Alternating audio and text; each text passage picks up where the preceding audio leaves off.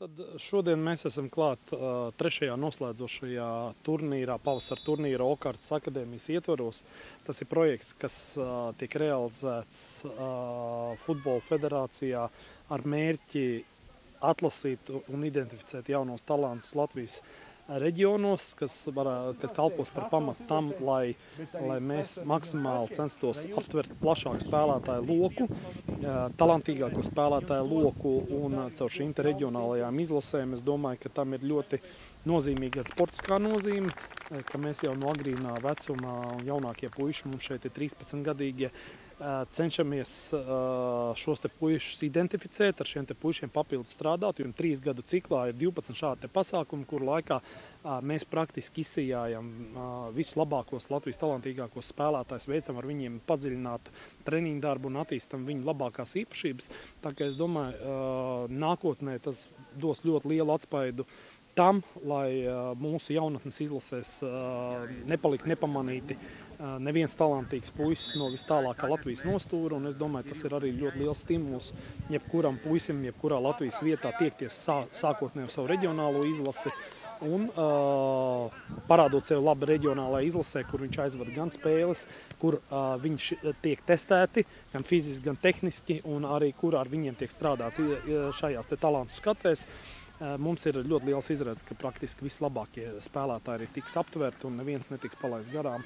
Un arī šis te darbs ar jauniem futbolistiem, viņš būs maksimāli profesionāls. Un es domāju, šādā te 3 gadu griezumā mums ir arī tās izredzes jau agrīnā posmā sākt strādāt ar potenciāliem Latvijas jaunatnes izlases spēlētājiem. Es domāju, tas ir diezgan iespējams, ka tieši visi šie te puiši, kas pārstāv savas reģionālās izlases, viņi arī veidos Latvijas jaunatnes izlases kodolu, un tāpēc no pirmās dienas šajā gan puišu vērtēšanas darbā, gan trenēšanas darbā ar viņiem šajās talantu skatēs tika piesaistīti visi mūsu Latvijas jaunatnes izlašu treneri, sākot ar U17 izlases treneri Stepāno un beidzot arī pat ar nacionālās izlases treneriem, kuri brauc un vērtē, skauto spēlētājus un arī piedalās reālajā treniņu darbā. Tā kā principā mēs redzam šeit, kā jau es teicu, šim te projektam ļoti lielu pievienoto vērtību, un tāpēc mums ir arī prieks, ka, teiksim, Latvijas Futbola federācija sadarbībā ar saviem partneriem izdevās šādu te projektu realizēt, turpināt viņu realizēt,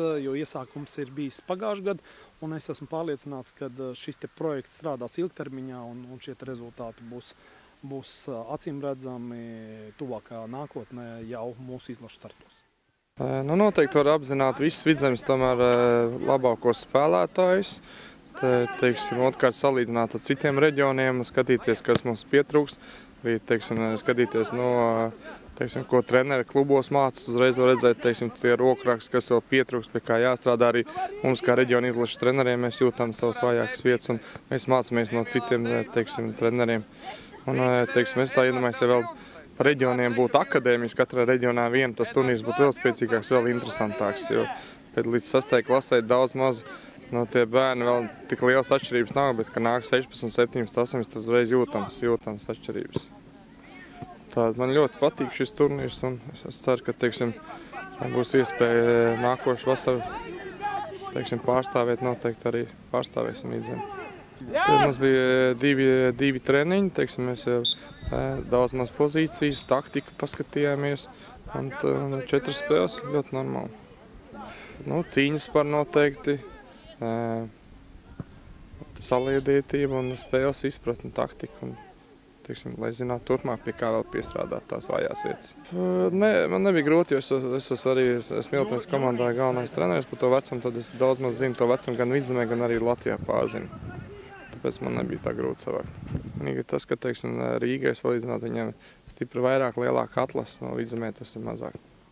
Ļoti fantastiski iespēja jauniem futbolistiem iegūt jaunu pieredzi futbolā. Un treniņi nebija pārāk smagi, vienkārši pierast pie laukuma. Un kopumā patika, ļoti labi bija. Principā bija jāspēlē savs futbols, galvenais nebaidīties un pieturēt bumbu. Diezgan viegli, jo partneri arī ļoti labi spēlētāji. Nebija grūti saspēlēties, bija viegli. Droši vien, kad vismaz tikt Latvijas izlasē, bet censies, cik es varu, un mēģināt izdarīt visu.